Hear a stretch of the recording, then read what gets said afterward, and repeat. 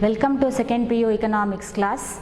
Students, in our today's class we are going to study fourth chapter under part A, that is theory of firm under perfect competition. Theory of firm under perfect competition. See, what is this firm? Firm is nothing but a part of industry. It's a part of industry. Many firms form an industry. Many firms form an industry. All firms together constitute an industry, isn't it? So firm is a part of industry. For example, there are many cement manufacturing companies in the country. So all these companies together constitute an industry. So one company we can call it as firm. So that is the meaning of firm. Then what is this perfect competition? So in this chapter we should go to discuss perfect competition in detail. So before discussing perfect competition, let me tell you what is market. So what is the meaning of market? So market is nothing but a place where buyers and sellers come in close contact with each other to buy and sell goods. Market is nothing but a place where buyers and sellers come in close contact with each other. It may be direct contact or indirect contact. They may contact each other directly or indirectly to buy and sell goods. Direct contact means, there is face to face contact or personal contact, isn't it? Indirectly we can use devices like telephone or internet.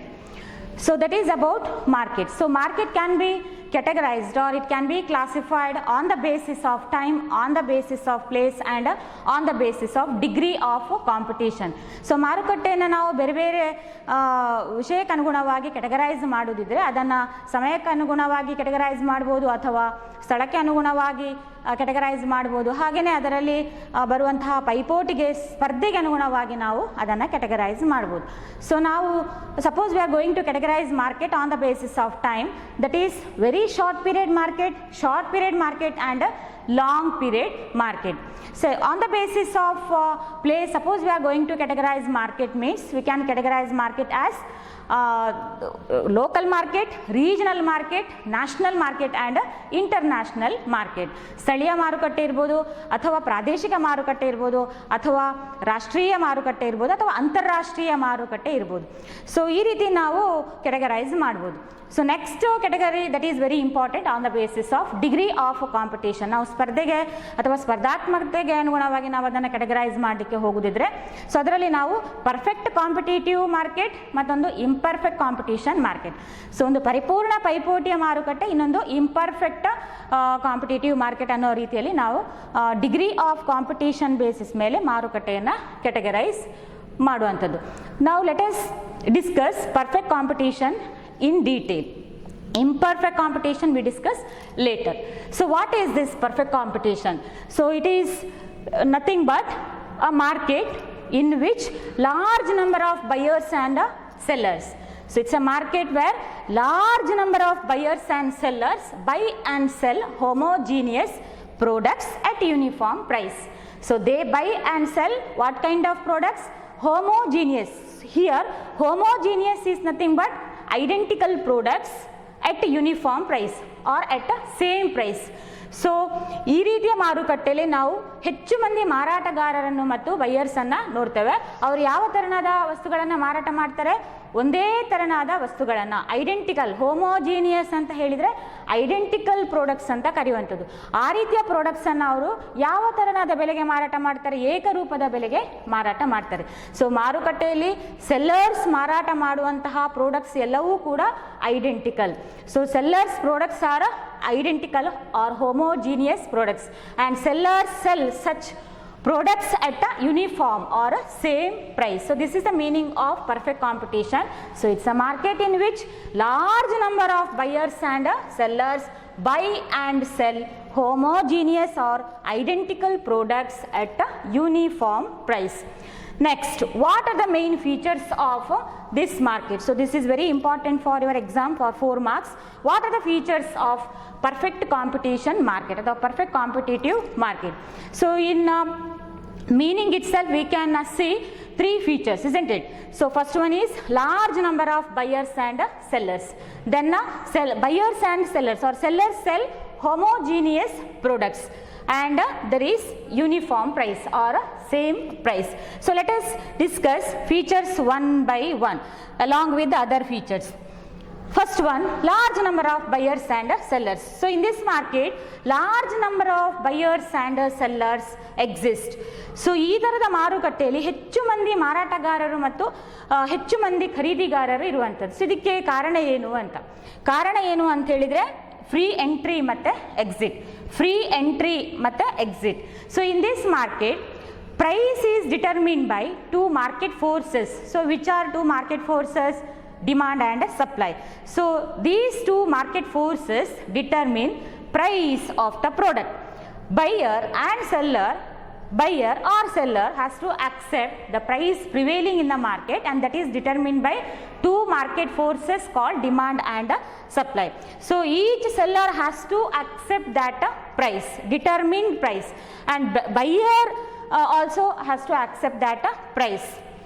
And if that price is okay to seller, if that price is market determined price is okay to seller, then seller by accepting that price can enter into the market, and that price should cover the minimum cost incurred to produce a level of output. So ಎಷ್ಟು ಉತ್ಪಾದನೆ ಮಾಡ್ತಾನೋ ಅದರ ಕನಿಷ್ಠ ವೆಚ್ಚವನ್ನು cover ಮಾಡಲಿಕ್ಕೆ ಆ ಬೆಲೆ ಆಗುದಿದ್ರೆ, so ಹಾಗಿದ್ರೆ ಆ ಬೆಲೆ ನಾವು ಆಕ್ಸೆಪ್ಟ್ ಮಾಡಿ ಮಾರುಕಟ್ಟೆಗೆ ಎಂಟ್ರಿ ತಗೊಳ್ಬೋದು. Suppose if that price is not okay to seller, or if he is not able to cover the minimum cost covered, then he can freely exit from the market. Hence there are large number of buyers and sellers in this market. Next, homogeneous products. So what kind of products are sold in this market?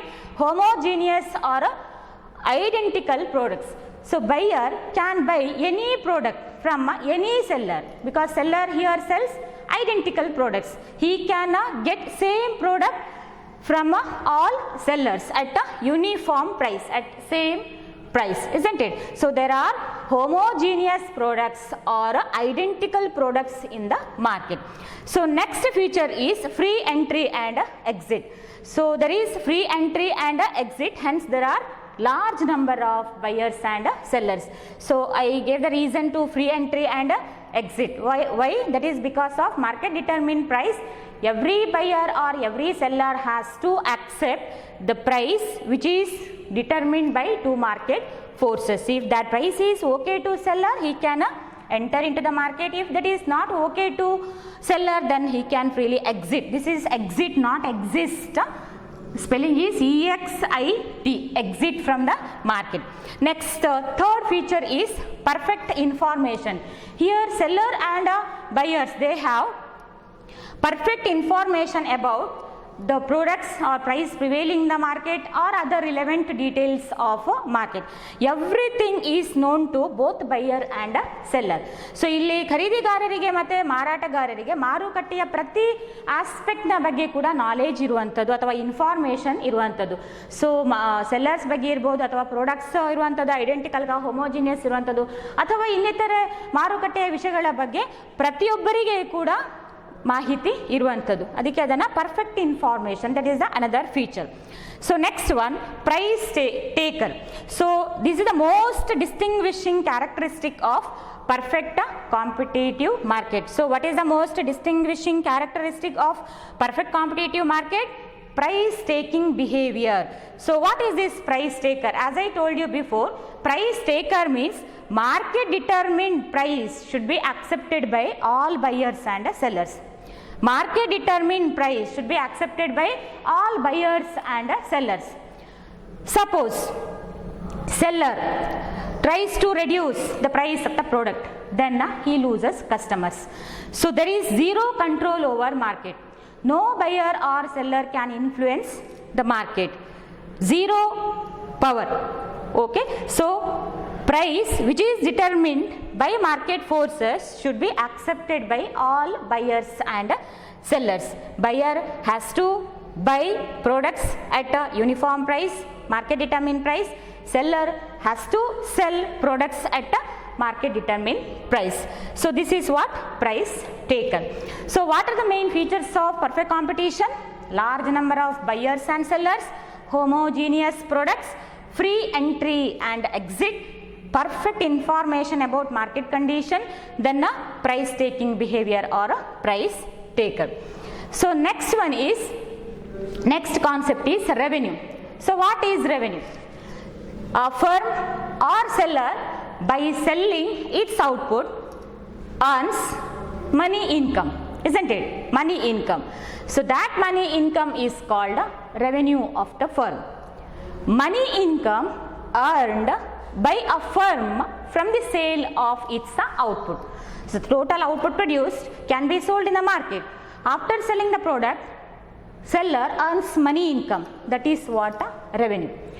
So ಒಬ್ಬ ಮಾರಾಟಗಾರ ಅಥವಾ ಒಂದು ಉದ್ಯಮ ಸಂಸ್ಥೆಯು ತಾನು ಉತ್ಪಾದಿಸಿದಂತಹ ಎಲ್ಲ ಉತ್ಪನ್ನವನ್ನು ಮಾರುಕಟ್ಟೆಯಲ್ಲಿ ಮಾರಾಟ ಮಾಡಿದ ನಂತರ ಬರುವಂತಹ ಹಣದ ರೂಪದ ಆದಾಯವನ್ನು ನಾವೇನಂತ ಕರಿತೇವೆ? ರೆವಿನ್ಯೂ ಅಥವಾ ಆದಾಯ ಅಂತ ಕರಿತೇವೆ.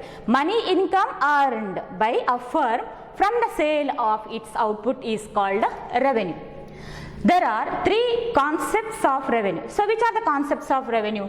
First one is total revenue, second one is average revenue, third one is marginal revenue. So TR, AR and MR are the different concepts of revenue. Let us discuss one by one. First one is total revenue. So what is this total revenue? It is nothing but market price of the good multiplied by market price of the good multiplied by the firm's output. ಫರ್ಮ್ಸ್ನ output ಏನಿದೆಯೋ ಅದನ್ನು ಮಾರುಕಟ್ಟೆಯ ಬೆಲೆಯಿಂದ ನಾವು multiply ಮಾಡಿದಾಗ ನಮಗೆ ಸಿಗುವಂಥದ್ದೇ total revenue.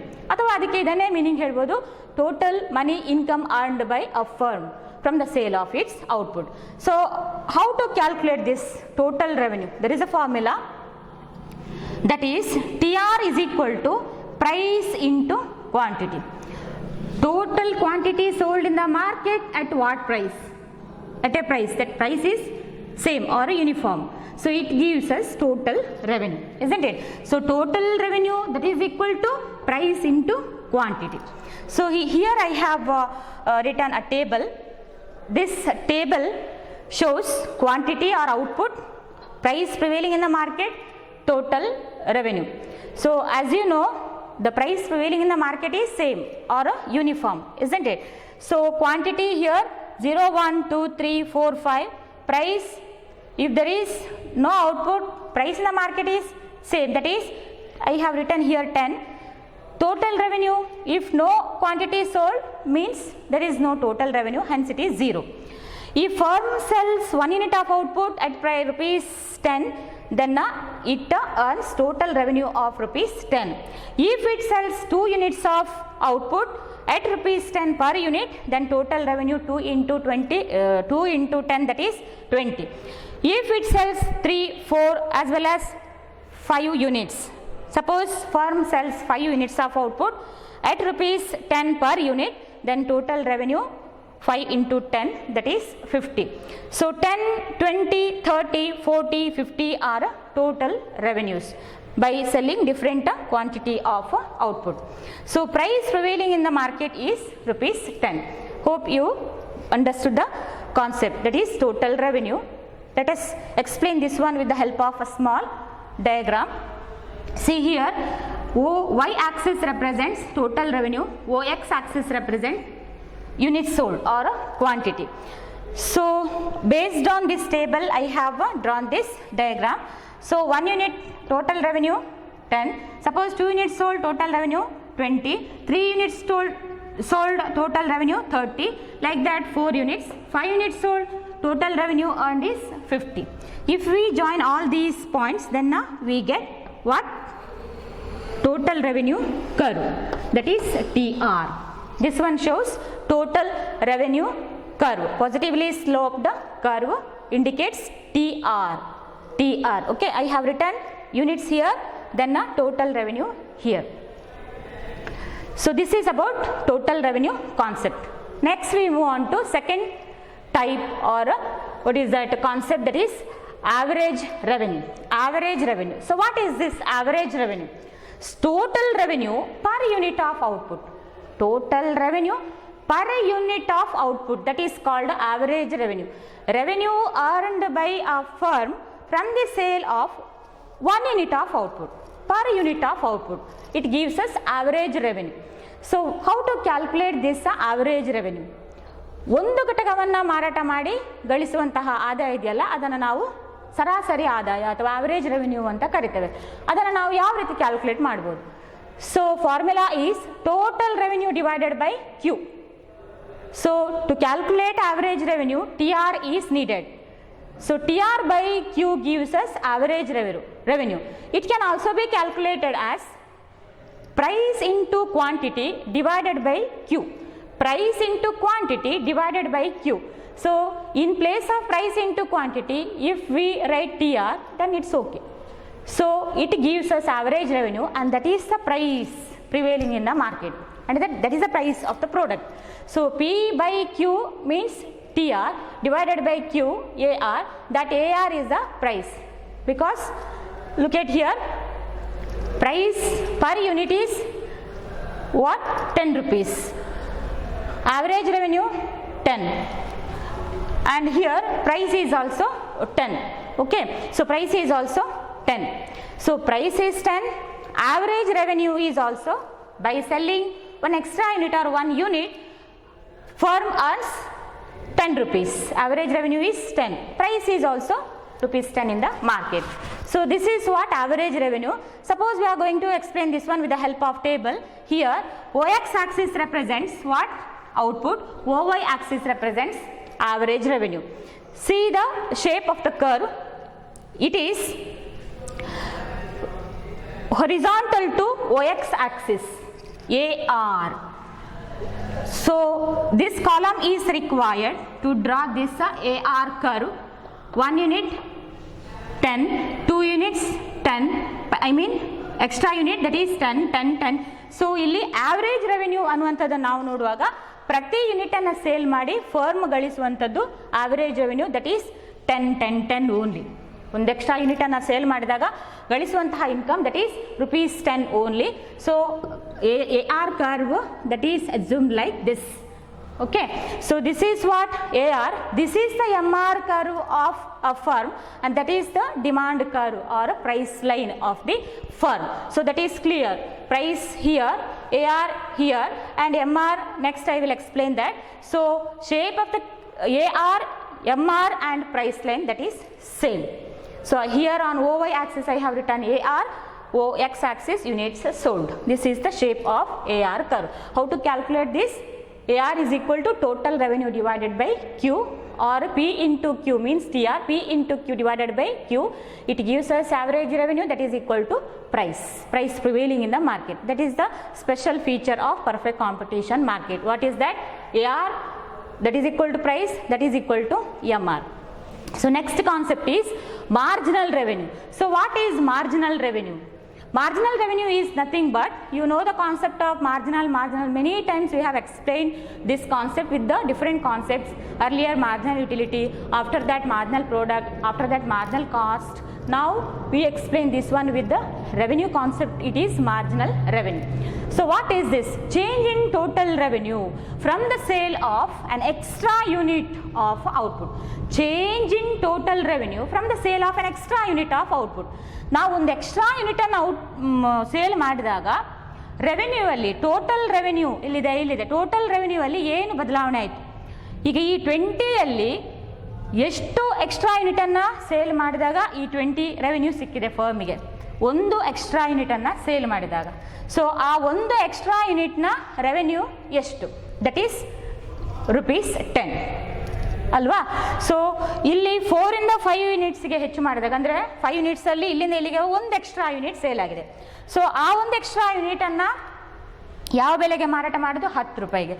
So ಅವಾಗ ಒಟ್ಟು ರೆವೆನ್ಯೂ 50 ಆಯಿತು. ಸೊ ಇಲ್ಲಿಂದ ಇಲ್ಲಿಗೆ ಒಂದು ಎಕ್ಸ್ಟ್ರಾ ಯೂನಿಟನ್ನು ಸೇಲ್ ಮಾಡೋದಂದರೆ 1.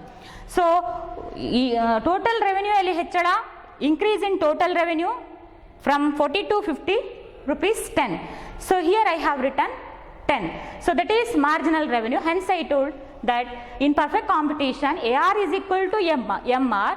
AR is equal to MR is equal to price.